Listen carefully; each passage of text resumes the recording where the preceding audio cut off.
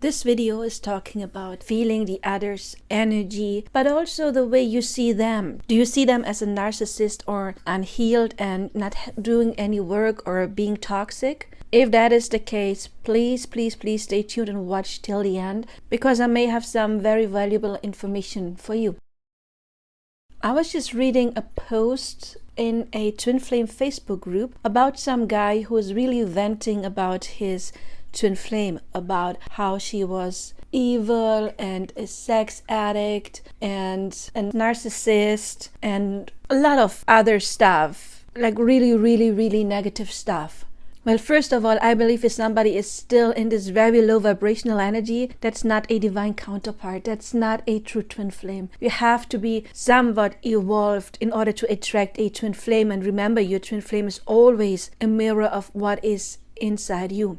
There's other type of connections that can be felt very intense, and please watch my last video where it's talking about just because it's intense doesn't mean it is a twin flame. I go into detail in that video. In this video, I want to talk about the projections, because first of all, everyone is you pushed out and a twin flame is also you pushed out. Your twin flame is a mirror of your own stuff. If you are a masculine, and I'm saying masculine, not male, if you're a masculine and you have a divine feminine, or we shouldn't say divine feminine when we're talking about this, but you have attracted a feminine, that person is a representation of your own inner feminine energy. We all have an inner child, an inner masculine, and an inner feminine. It has nothing to do with our gender.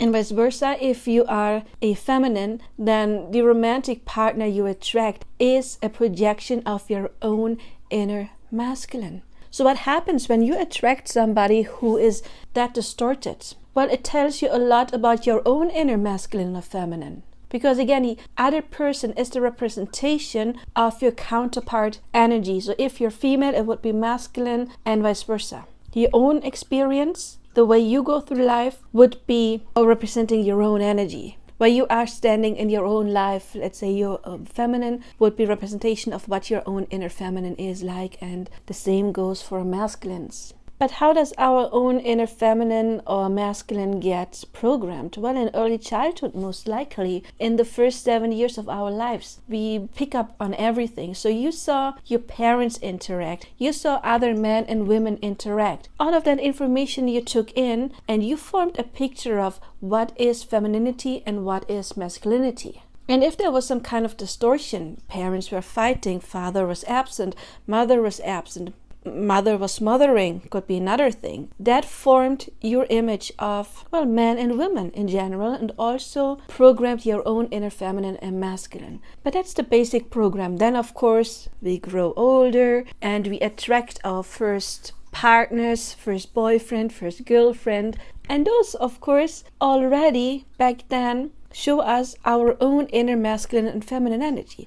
But we gather more information with that. So we make our first experience. Let's say mother was mothering, and then a little boy attracts a girl who is very clingy. And that, of course, strengthens the belief he has. Then, of course, some trauma could happen. Let's say somebody, for example, does not take of their own needs, and then they attract somebody who don't take care of their needs. And that could, of course, also be saved as information. So before that, maybe, let's say you are a woman and you had good experience most likely with masculine energy, but you neglect yourself, you always put yourself last, then you attract somebody who puts you last all of a sudden to mirror you, how you treat yourself. And then you create the image, oh, man, and it could be man with A, that specific man is neglecting my emotions. And that then is starting to form your inner masculine, your belief about men. That, of course, gets pushed out, and you attract more and more of that. Or let's say you're very dishonest to yourself. You're doing something you don't like, but you keep on telling you, yeah, I actually do like that, even though you don't. And then you would attract somebody who is dishonest towards you, or may cheat. Even though maybe you didn't see your parents, any cheating going on there, but you have some kind of belief where you are dishonest in some way, either to other people or when it comes to your own self. and that is getting mirrored back to you. And then you maybe attracted somebody who was cheating on you, and then you have to believe, okay, that person, men are cheaters. And once you hold that, that is getting mirrored back to you. So your counterpart, and we don't have to say divine counterpart when we're really talking about toxicity, but your counterpart shows you exactly what your conscious and even more subconscious image of femininity and masculinity is, what is distorted in there. So in both genders, the inner feminine is responsible for the connections we form towards others. As said before, mom is usually the primary caretaker and the one who nurtures us in the beginning, and she is the one that determines what kind of connections we form. If something happened here, then we can learn some unhealthy attachment styles, like the anxious attachment style, the avoidant attachment style, or in worst case scenarios, even the anxious avoidant attachment style. This of course means that we have to heal our inner feminine. We have to heal the wound of connection. The inner masculine and a feminine, or we can say in a woman also in this particular example, represents the picture she has of masculinity. Has she been protected? Has she got approval from masculine energy? How was father treating her or other father figures, relatives, uncles, grandfathers, men around her when she was growing up? If there is some kind of distortion, well, as we said earlier, your counterpart, your divine masculine or distorted masculine, your other person, specific person, however you want to call it, is the representation of your own inner masculine. So of course we need to heal that. And in a man, the inner masculine also was formed by the examples he saw growing up.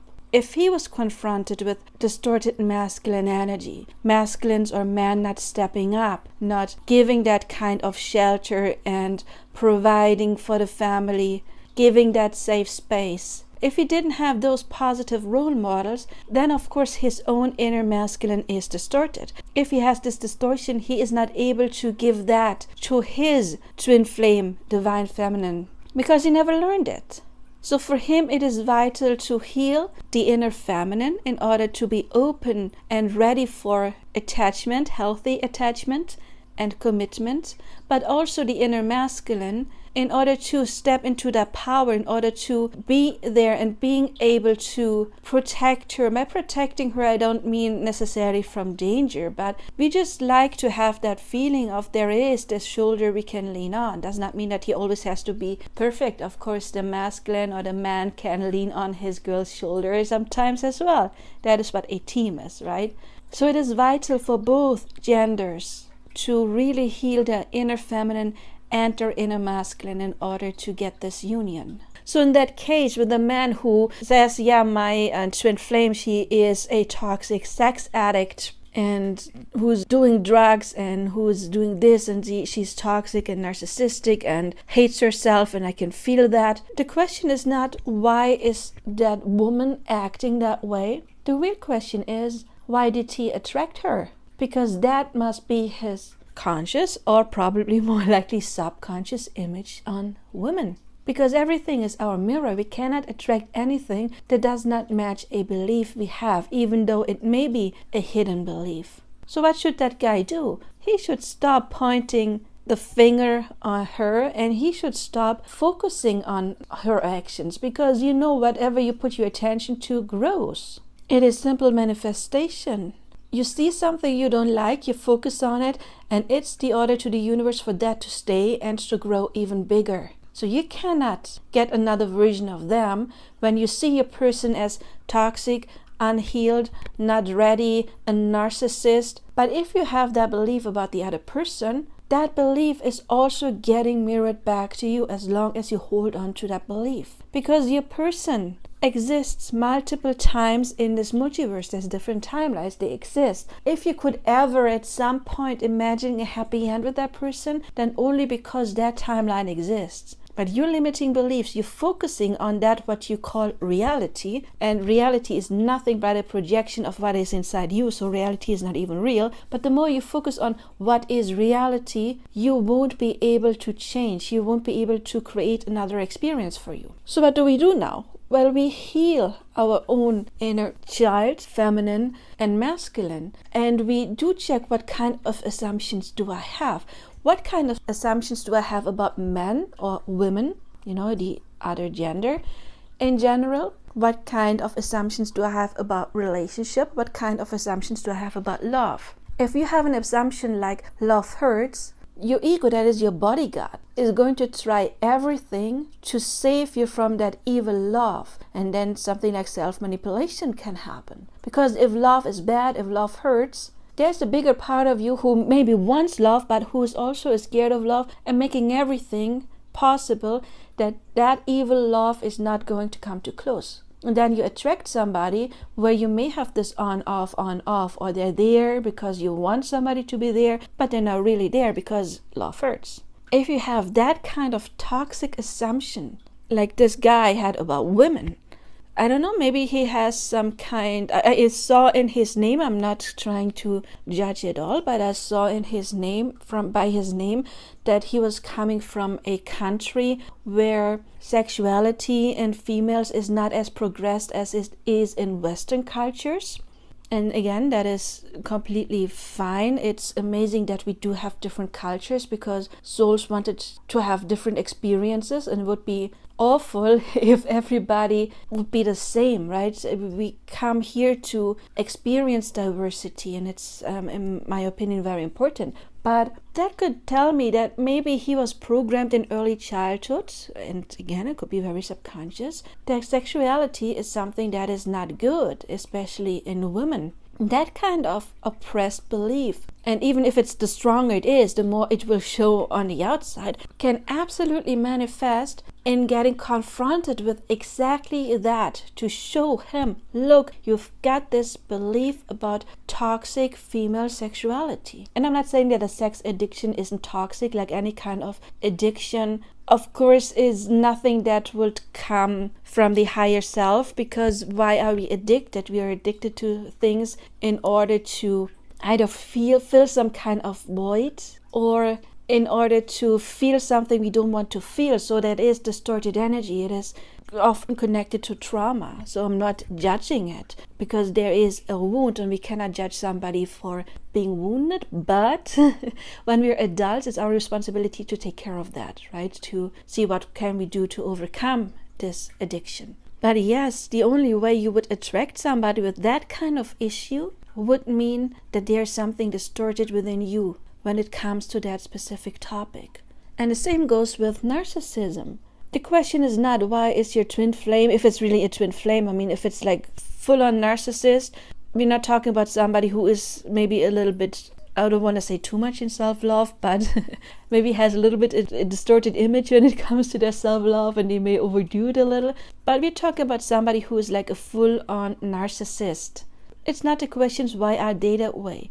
And the more you focus on that, the more you are mad about them about that, well, it's not going to change. The real question is, why did I attract somebody who is like that? Usually it's people who don't have boundaries. Usually it's people who don't take care of their own needs, who get mirrored the extreme opposite. Somebody who's taking care of their needs, well, maybe like too much.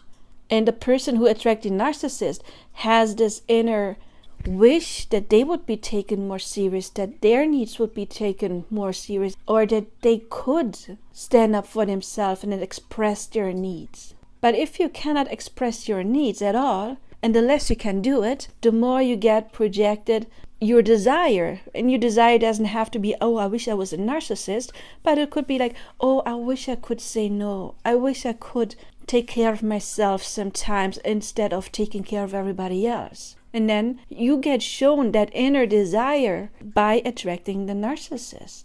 But if you heal that image, and maybe you have been confronted with narcissism already in your child, and that is a program that is installed, and again, that is getting mirrored back to you. Maybe you've had a parent who didn't take your needs serious. And then you grew up not knowing how to take care of your own needs. And then you attract a mirror, somebody who is taking care very well about their needs, but in a way that they neglect the needs of others. Both is unhealthy. There must be a common middle ground. But if you are in the middle ground, you cannot attract a narcissist. You attract the polar opposite. So is it their fault? No, you just do yourself. You work on your image about them and about yourself. You work on your self-love, and then you shift to the timeline where that person can be open and friendly and does take care of your own needs. But if you don't take care of your own needs, you show the universe, look, I don't matter. I don't matter. I never take care of myself. I'm not important. Show the universe you are important by taking care of your needs. And then but it's getting mirrored back to you that other people can mirror you. Yeah, you are important and your needs are important as well. This is what I mean about the projection. It's about, oh yeah, I can feel their energy. No, everyone is you pushed out. It is your assumptions about them and the assumptions like you feel them that makes you feel them because they are part of you, like every soul is part of you. And it is your projection that something you have inside of you is showing up in the other person. Your own distorted feminine or masculine is being shown to you by the other person. So you could say the quality of the person you attract shows you exactly where you stand. It shows you exactly how your own inner feminine or masculine feels and what they're like, what your image is, what your assumptions are about femininity and masculinity. Recreate them. You can recreate your own assumptions. You can come up with better assumptions. If you have the belief sex is something that is unhealthy, well, then do research about sexuality, about how we connect through sexuality, how hormones like are being created through sexuality that are even good for your health, how good sexuality can make you live longer, how it's good for your heart, it's cardio exercise.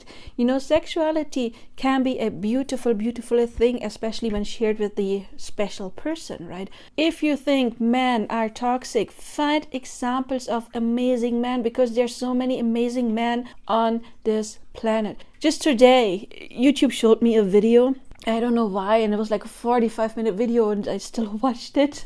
And it was just about people rescuing animals. You know, as a vegan, I often have to believe, I don't know why people are bad to animals. I mean, I'm obviously not very strong in that belief because there are people who actually do care, like other vegans.